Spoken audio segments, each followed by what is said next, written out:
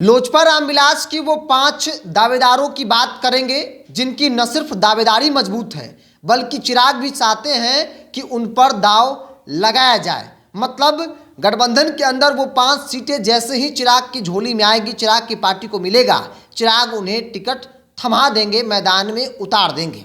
नमस्कार, the India top देख रहे हैं, मैं हूँ आपके साथ बिरजू सिंह। चुनावी वर्ष है और ऐसे में हर पार्टी गठबंधन के अंदर उम्मीदवारों को लेकर चर्चा शुरू हो गई है। कौन कहां से लड़ेगा, किसका पत्ता कटेगा, कौन कितना मजबूत है, किसकी दावेदारी मजबूत है, इन तमाम बातों की चर्चा हो रही है। और हम भी अलग अलग वीडियो में अलग अलग पार्टी के मजबूत दावेदारों की बात कर रहे हैं। और आज के इस द इंडिया टॉप की वीडियो में बात चिराग पासवान की पार्टी के 5 मजबूत दावेदार, जिसे आप जिताऊ उम्मीदवार भी कह सकते हैं। 5 वो सीट जहां चिराग की पार्टी चुनाव न सिर्फ लड़ना चाहती है बल्कि उनके पास जिताऊ उम्मीदवार भी हैं। और इस लिस्ट में सबसे पहला नाम रघुनाथपुर विधानसभा क्षेत्र की है।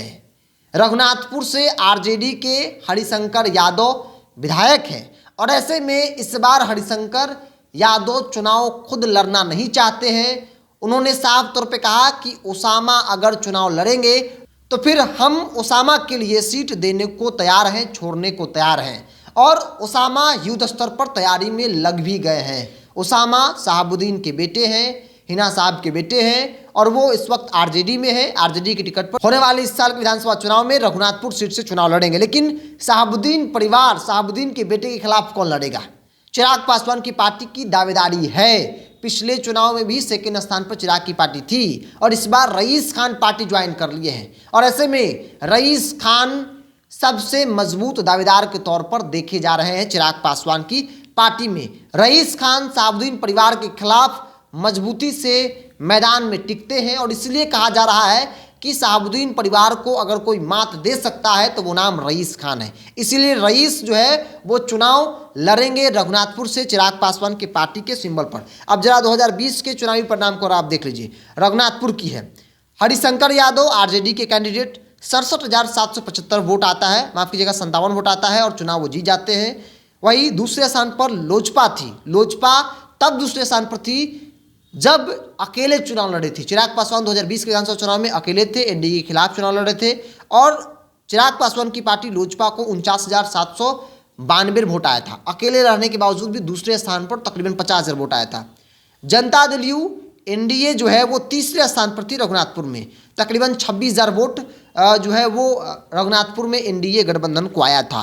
तो चिराग अकेले लड़कर दूसरे स्थान पर थे, तो ऐसे भी चिराग की पार्टी की मजबूत दावेदारी है। ऐसे में रईस खान भी पार्टी ज्वाइन कर लिए हैं और जो खबर है कि चिराग ने कह दिया है कि आप तैयारी कीजिए, हम आपके लिए सीट एनडीए बात करके ले लेंगे, रघुनाथपुर से आपको चुनाव लड़वाएंगे, बाहुबली के खिलाफ बाहुबली को उतारेंगे। तो जिताऊ उम्मीदवार, मजबूत दावेदार के तौर पर रईस खान का नाम जो है वो है। रईस खान से मजबूत कैंडिडेट, रईस खान से मजबूत दावेदार जो है फिलहाल रघुनाथपुर में एनडीए के पास नहीं दिख रहा है। इसके अलावा दूसरा नाम, दूसरा सीट मनार की है। मनार जहां से आरजेडी के वीना सिंह विधायक हैं। वीना सिंह के पति बाहुबली पूर्व सांसद रामा सिंह, जो इस वक्त लोजपा रामविलास यानी चिराग पासवान के साथ हैं। रामा सिंह को आरजेडी ने टिकट नहीं दिया लोकसभा चुनाव में। नाराज होकर रामा सिंह ने आरजेडी का साथ छोड़ दिया और लोकसभा चुनाव के वक्त ही वो चिराग पासवान के साथ चले आए थे और चिराग पासवान के लिए कैंपेन किए, प्रचार प्रसार किए, जिसका सीधा फायदा चिराग पासवान की पार्टी को भी हुआ, मिला। तो ऐसे में चर्चा है कि आरजेडी इस बार वीना सिंह को टिकट जो है वो नहीं देने जा रही है, क्योंकि आरजेडी के अंदर इस बात की चर्चा हो रही है कि जब रामा सिंह ही आरजेडी के साथ नहीं है तो फिर उनकी पत्नी को क्यों टिकट दिया जाए, क्योंकि चेहरा, नाम, सब कुछ रामा सिंह का है। पत्नी तो बस पत्नी को सिंबल दिया गया है कि भाई पति के नाम पर चुनाव जीत जाएंगे, अमूमन होता ही ऐसा है। तो इसलिए वीना सिंह का टिकट कटना तय है। इसीलिए रामा सिंह अपनी पत्नी को लोजपा रामविलास की टिकट पर महनार से चुनाव लड़ाएंगे और इस कोशिश में वो लगे हुए हैं और कहा जा रहा है कि मिल भी जाएगा, क्योंकि मजबूत दावेदार रामा सिंह की पत्नी है, रामा सिंह हैं। अब 2020 विधानसभा चुनाव को भी जरा देख लीजिए, चुनाव परिणाम को। महनार में वीना सिंह चुनाव जीती थी, 61,721 वोट जो है आरजेडी कैंडिडेट वीना सिंह को मिला था। दूसरे स्थान पर जेडीयू के मौजूदा प्रदेश अध्यक्ष उमेश कुशवाहा थे, जेडीयू के एनडीए कैंडिडेट, जिनको 53,774 वोट आया था। तीसरे स्थान पर लोजपा थी, एलजेपी थी। एलजेपी के रविंद्र कुमार सिंह 31,315 वोट के साथ तीसरे स्थान पर थे। मतलब अकेले लड़ने के बावजूद भी चिराग पासवान की पार्टी को तकरीबन 32,000 वोट आया था। तो दावेदारी है, और ऐसे में रामा सिंह का लोजपा रामविलास ज्वाइन करना, चिराग खेमे में आना, कहीं ना कहीं और मजबूत दावेदारी जो है वो हो जाती है। और ऐसे में कहा जा रहा है कि मानार सीट से वीना सिंह चुनाव लड़ेंगी एनडीए की टिकट पर। उमेश कुशवाहा को कहीं दूसरे जगह एडजस्ट किया सकता है या फिर दूसरे सदन का सदस्य उनको बनवाया सकता है, चूँकि वो जेडीयू के प्रदेश अध्यक्ष हैं। इसके अलावा हम तीसरा नाम आपको बता रहे जा रहे हैं, वो तीसरी सीट जहां चिराग की दावेदारी मजबूत है, और न सिर्फ मजबूत है बल्कि उनके पास जिताऊ उम्मीदवार भी हैं। यह सीट है ब्रह्मपुर विधानसभा क्षेत्र, जहां से हुलास पांडे पिछली बार चुनाव लड़े लोजपा के टिकट पर। लोजपा के बड़े नेता है, लोजपा रामविलास के बड़े नेता है, चिराग के करीबी नेता है, और अकेले पार्टी चुनाव लड़ रही थी, बावजूद भी वो दूसरे स्थान पर थे। हुलास पांडे इस बार भी चुनाव लड़ेंगे, वो तैयारी में लगे हुए हैं। और ऐसे में चिराग जब विपरीत समय में थे तब उनका साथ बहुत लोग छोड़ चुके थे, लेकिन हुलास पांडे जैसे नेता मजबूती के साथ चिराग पासवान के साथ खड़े थे। तो ऐसे में हुलास पांडे को लेकर लोकसभा में चर्चा हुई थी कि लोकसभा चुनाव लड़ेंगे, लेकिन किसी कारणवश उनको टिकट नहीं मिल पाया, जैसा चाहते थे वैसा नहीं हुआ, उनको मौका नहीं मिला। लेकिन विधानसभा चुनाव लड़ेंगे ऐसा तय माना जा रहा है, और ब्रह्मपुर से ही लड़ेंगे यह भी तय माना जा रहा है। लोजपा रामविलास जो है, चिराग पासवान चाहते हैं कि ब्रह्मपुर की सीट जो है वो लोजपा रामविलास को मिले, और लोजपा रामविलास जो है वो हुलास पांडे को मैदान में उतारे। अब जरा सा 2020 के विधानसभा चुनाव परिणाम को देख लीजिए। ब्रह्मपुर सीट आरजेडी की सिटिंग सीट है। शंभुनाथ यादव यहाँ से विधायक हैं, 90,000 कुछ वोट के साथ वो जो है वो विधायक बने थे। दूसरे स्थान पर हुलास पांडे थे, लोजपा के कैंडिडेट, जिनको 40,000 के आसपास वोट आया था। तीसरे स्थान पर वीआईपी पार्टी थी, चूंकि एनडीए से वहाँ पर वीआईपी चुनाव लड़ रही थी, और तकरीबन 31,000 वोट जो है वीआईपी पार्टी को आया था। तीसरे स्थान पर एनडीए कैंडिडेट थी। चिराग पासवान की पार्टी के उम्मीदवार हुलास पांडे दूसरे स्थान पर थे। तो ऐसे भी मजबूत दावेदारी है, और ऐसे में कहा जा रहा है कि इस बार हुलास पांडे चुनाव लड़ेंगे। हुलास पांडे के अलावा कोई मजबूत दावेदार एनडीए के पास नहीं है। तो चिराग हुलास पांडे के लिए प्रयासरत हैं कि भाई ब्रह्मपुर की सीट किसी भी हाल में उनको मिल जाए।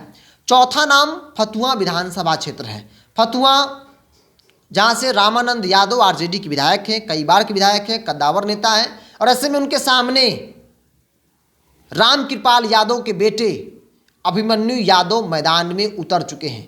युद्ध स्तर पर अभिमन्यु यादव की फतुहा में तैयारी चल रही है। हालांकि अभिमन्यु किसी पार्टी में नहीं है, लेकिन जो मेरी जानकारी कहती है कि चिराग पासवान की पार्टी के सिंबल पर वो फतुहा से चुनाव लड़ेंगे, क्योंकि पिछली बार वहाँ भाजपा लड़ी थी, भाजपा हार गई थी। ऐसे में अभिमन्यु यादव जो यादव समाज से आते हैं और यूथ में अच्छी पकड़ रखते हैं, अगर इनको उम्मीदवार बनाया जाता है तो फिर जीत की संभावना अधिक दिख रही है। आरजेडी के गढ़ में लोजपा रामविलास एनडीए जो गठबंधन है वो आसानी से सिंधमारी कर सकता है। अब जरा 2020 के विधानसभा चुनाव परिणाम को देख लीजिए कि फतुहा में क्या हुआ था। फतुहा में आरजेडी के उम्मीदवार थे रामानंद यादव, 85,769 वोट रामानंद यादव को मिले थे, विधायक बने। दूसरे स्थान पर भारतीय जनता पार्टी थी। भारतीय जनता पार्टी के उम्मीदवार को 66,399 वोट आया था। हार जीत में अंतर ठीक ठाक था, लेकिन इस बार कहा जा रहा है कि भाई वो कुछ सीटें भाजपा अपनी झोली से चिराग को देगी, जिसमें एक फतुहा की भी है। फतुहा चूँकि भारतीय जनता पार्टी के पूर्व सांसद कद्दावर नेता रामकृपाल यादव के बेटे अभिमन्यु यादव है। तो ऐसे में भाजपा के लिए वो सीट छोड़ना कोई बड़ी बात नहीं है, और भाजपा आमतौर पर सहयोगी दलों के लिए ऐसा करती है कि भाई कुछ अपने झोली से सीट जो है दे देती है और कुछ कैंडिडेट भी दे देती है। तो रामकृपाल यादव भाजपा के हैं, अभिमन्यु यादव ही भी भाजपा के ही हैं। तो ऐसे में वो कल होकर चिराग पासवान की पार्टी ज्वाइन कर ले, चिराग पासवान की पार्टी के टिकट पर एनडीए गठबंधन के उम्मीदवार बन जाए, तो ऐसा कोई बड़ी बात नहीं होता, राजनीति में ऐसा होता है। तो अभिमन्यु फतुहा से तैयारी में लगे हैं, और चिराग की पार्टी से वो उम्मीदवार बन सकते हैं। चिराग से उनकी बातचीत हो गई है, बस पार्टी ज्वाइन करेंगे और टिकट मिलेगा अगर फतुहा चिराग पासवान को सहमति मिल जाती है कि चिराग पासवान को ही मिलेगा। तो इसके अलावा अंतिम सीट है अलौली रामवृक्ष सदा, जहां से आरजेडी के विधायक हैं ये वही अलौली है जहाँ से पशुपति कुमार पारस विधायक रहे हैं। ये वही अलौली है जहाँ से आज की तारीख में पशुपति कुमार पारस ने अपने बेटे यशराज पासवान को उतार दिया है कि यहीं से चुनाव मेरा बेटा लड़ेगा। लेकिन ये आरजेडी की सिटिंग सीट है और पशुपति कुमार पारस की बातचीत आरजेडी के साथ चल रही है। आरजेडी के साथ वो संभवतः विधानसभा का चुनाव लड़ेंगे, महागठबंधन में शामिल होंगे। और इसीलिए कहा जा रहा है कि लालू यादव के साथ अगर उनकी बातचीत हो गई तो सबसे पहला सीट पशुपति कुमार पारस को अलौली का ही मिलेगा उनके बेटे के लिए। अगर ऐसा हुआ तो फिर अलौली के मौजूदा विधायक क्या करेंगे? मौजूदा विधायक पार्टी छोड़ देंगे, वो अपने लिए तलाशेंगे भाई हमें कहाँ टिकट मिलेगा, हम वहाँ जाएंगे।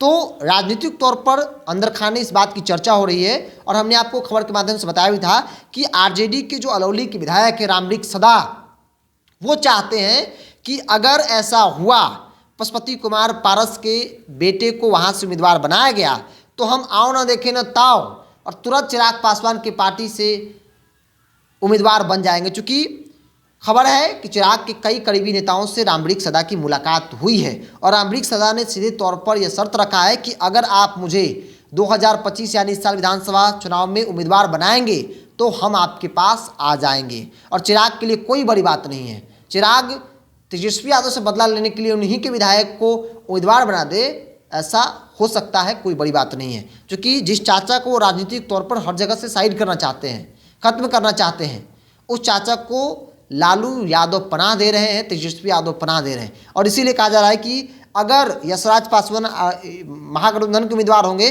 तो वहाँ के आरजेडी के विधायक को चिराग अपने पाले में लाकर वहाँ से चुनाव लड़वा देंगे। चूँकि चिराग पासवान की पार्टी जब वहाँ चुनाव लड़ी थी तो मजबूत स्थिति थी और अलौली रिजर्व सीट है और इसलिए कहा जा रहा है कि चिराग की उस पर नज़र है कि भाई चाचा के खिलाफ मजबूती से कैंपेन होगी, चाचा के बेटा को हराएंगे और तब राजनीतिक तौर पर पूरे परिवार को फिनिश कर देंगे। तो हमने आपको 5 विधानसभा सीट बताएं, 5 वो दावेदार बताएं जिस पर चिराग दाव लगा सकते हैं। चिराग पासवान की पार्टी युद्ध स्तर पर वहां तैयारी कर रही है। 5 नाम इस वीडियो में, अगले वीडियो में बताएंगे रिसर्च करके कि भाई वो 5 नाम कौन है जिस पर चिराग की पार्टी दाव लगा सकती है, जहां से चिराग की पार्टी की तैयारी जो है वो शुरू कर दी है। चिराग पासवान को गठबंधन के अंदर 20 से 25 संभवतः 27-28 सीटें भी मिल सकती है और ऐसे में चिराग की पार्टी के अंदर उन सीटों की तहकीकात अभी शुरू होएगी कि कहाँ कहाँ हम मजबूत हैं। बहरहाल आपकी क्या राय है, आप अपनी राय को कमेंट्स बॉक्स में रखिए। अगर आप मेरे चैनल को यूट्यूब पर देख रहे हैं तो सब्सक्राइब कर लीजिए, फेसबुक पर देख रहे हैं तो पेज को लाइक और फॉलो कर लीजिए।